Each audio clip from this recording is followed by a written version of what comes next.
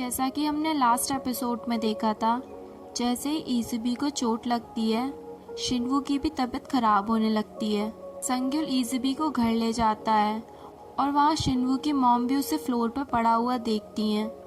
शिनवू की माँ उसकी देखभाल करती हैं और कहती हैं, मेरी वजह से हमेशा तुम प्रॉब्लम में आ जाते हो। और कहानी फ्लैशबैक में चली जाती है। शिनवू स्विमिंग पूल में होता है और तभी उसकी मॉम के पास एक कॉल आता है। वो कॉल पर बात ही कर रही होती हैं कि शिनवू डूबने लगता है। यहाँ हमें पता चलता है कि वो पहली बार नहीं था जब एंजल ने शिनवू की मदद की थी। वो पहले भी शिनवू को बचा चुकी थी जब वो छोटा था। एंजल की मदद से शिनवू बच जाता है। यहाँ दूसरी तरफ इज़ुबी की भी नींद खुल जाती है। वो संगिल से कहती है, मुझे स्कूल जाना है। संगिल उसे कहता है, अभी तुम्हारी तबीयत ठीक नहीं हुई है, तुम्हें आराम करना चाहिए। पर वो उसकी एक नहीं मानती क्योंकि उसे शिनवू को देखना था।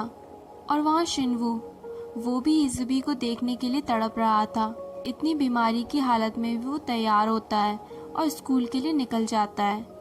शिनवू का फ्रेंड उसे देखते ही समझ जाता है। वो कहता है, क्या तुम बीमार हो? पर इज़ुबी के सामने वो ऐसा बिहेव करता है कि जैसे उसे कुछ हुआ ही ना हो। वो स्कूल में भी इज़ुबी को इग्नोर करता है। हालांकि ये करना उसके लिए बिल्कुल भी आसान नहीं था। शिनवू संगिल पर काफ़ी गुस्सा होता है क्योंकि उसने इज़ुबी की जिम्मेदारी उसे सौंपी थी। पर इज़ुबी की चोट देखकर उसे काफ़ी गुस्सा आता है। संगिल उसे कहता है, it's just an accident. School के बच्चे इज़ुबी से काफ़ी नाराज़ थे। वो प्लेग्राउंड में काफ़ी सारी बास्केटबॉल फैला देते हैं और कहते हैं, तुम्हारे पास तो सुपर पावर है, तुम तो इन्हें एक झटके में इकट्ठा कर सकती हो, है ना? इज़ुबी एक एक कर बॉल उठाती है। तभी उसके फ्रेंड वहाँ पर आ जाते हैं। धीरे धीरे करके काफ़ी सारे फ्रेंड उसकी मदद करने लगते हैं।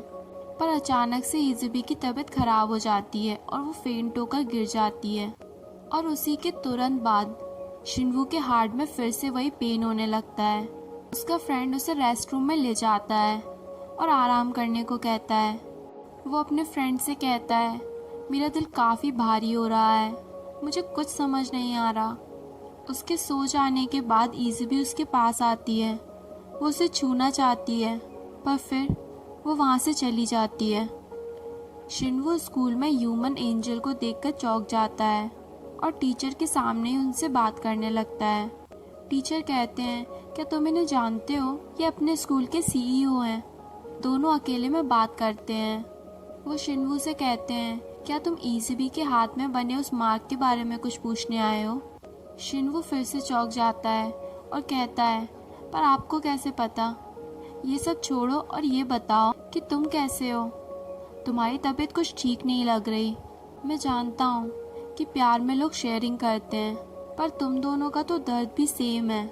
शिनवू कहता है, शायद ऐसा ही है। भी इज़ुबी को चोट लगती है, मैं भी हर्ट होता हूँ। वो एंजल को बताता है कि स्टूडेंट्स के बीच इज़ुबी को लेकर काफ़ी शक पैदा हो गया है और जिसकी वजह से उसकी रिस्ट हमेशा शाइन करती है, पर उनके पास भी इसका कोई सोल्यूशन नहीं होता। यहाँ दूसरी तरफ सर ली को अपने कैबिन में बुलाकर उससे पूछताछ करते हैं, क्या इज़ुबी को लेकर जो रूमर्स फैल रहे हैं वो सच है? क्या इज़ुबी कोई गोस्ट है या कोई एलियन? ली चौंक कर कहती है, क्या इज़ुबी एक गोस्ट है? वो समझ जाते हैं कि उन्होंने एक रॉन्ग स्टूडेंट को पिक कर लिया है क्लास की इन्फॉर्मेशन गेन करने के लिए। तभी वो पुराने सर कैबिन में आते हैं और ली के जाने के बाद वो सर को समझाते हैं कि वो इस तरह की बातें करके बच्चों के मन में शक पैदा कर रहे हैं। रास्ते में शिनवू की मॉम को संगिल के फादर मिल जाते हैं। तो एक बार फिर उन्हें अपनी लाइफ में लौटने को कहते हैं, पर इस बार उन्होंने ठान ली थी कि वो शिनवू को किसी भी हालत में नहीं छोड़ेंगी। तो क्या तुम इस रिलेशनशिप को यहीं पर ख़त्म करना चाहती हो? वो मुड़कर देखती हैं और कहती हैं, तुम इसे डिसाइड करो। यहाँ इज़ुबी संगिल के घर में खुद को कंफर्टेबल करने की कोशिश करती है और उसके काम में हाथ बटाती है, पर कहीं ना कहीं वो शिनवू को ही याद कर रही होती है। यहाँ स्कूल के टीचर सभी बच्चों को एक म्यूज़ियम में लेकर आते हैं। सभी बच्चे एक दूसरे से घुल मिल जाते हैं। ऐसा लगता है मानो स्कूल का माहौल ही चेंज हो गया हो। पर हमारी इज़ुबी, उसकी तबीयत कुछ ठीक नहीं होती। जिसकी वजह से उसे कहीं भी नींद आ जाती है। वो टॉयलेट रूम में ही सो जाती है। ईज़बी की फ्रेंड शिनवू को समझाती है कि इस तरह से कब तक चलेगा, हमेशा तो तुम उसके पास नहीं रह पाओगे। इससे अच्छा है कि तुम सभी बच्चों को बता दो, जिससे वो अवेयर रहें।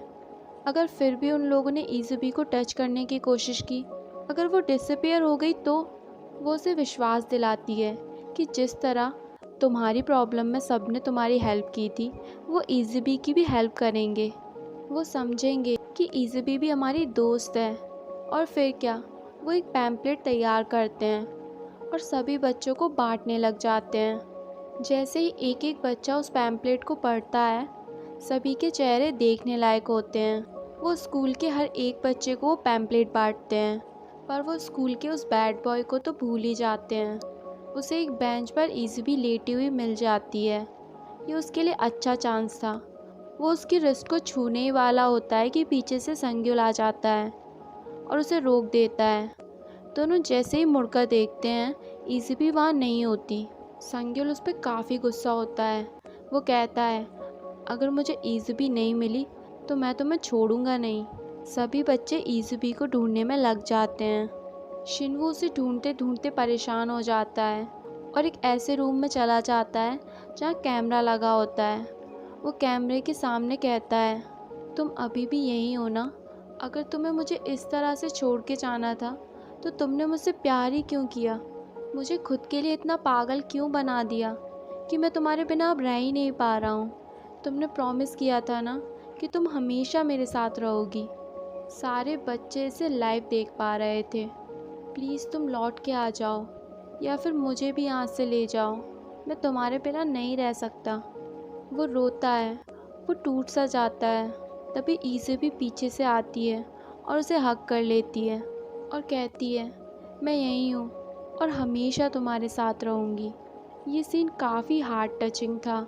कुछ लोग हर्ट थे, कुछ लोग खुश थे, कुछ लोगों की आंखों से आंसू बह रहे थे। काफ़ी सारे इमोशन एक साथ देखने को मिल रहे थे।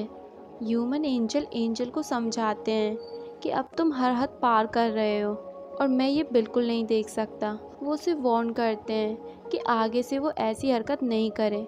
सभी बच्चे मिलकर एक प्लान बनाते हैं। वो ईज़बी की तरह सबकी रिस्ट पर एक येलो कलर का कपड़ा बांध देते हैं ताकि कोई भी ईज़बी को उनसे अलग ना समझे। ईज़बी काफ़ी खुश होती है। इवन उसकी आंखों से आंसू निकल आते हैं इतना प्यार देखकर। यहाँ संग्युल घर आके ईज़बी और शिनवू के बारे में सोचता है और फिर ईज़बी का सारा सामान पैक कर देता है और उसे घर जाने को कहता है, क्योंकि वो समझ गया था कि ईज़बी को अपने पास रखने का कोई फ़ायदा नहीं है, क्योंकि उसका दिल सिर्फ शिनवू के लिए धड़कता है। चाहे वो कितनी कोशिश क्यों ना कर ले, वो उसके दिल में वो जगह कभी नहीं बना पाएगा। वो उसे अपने घर से निकल जाने को कहता है, पर ईज़बी नहीं मानती क्योंकि शिनवू ने उसे यहाँ रहने को कहा है।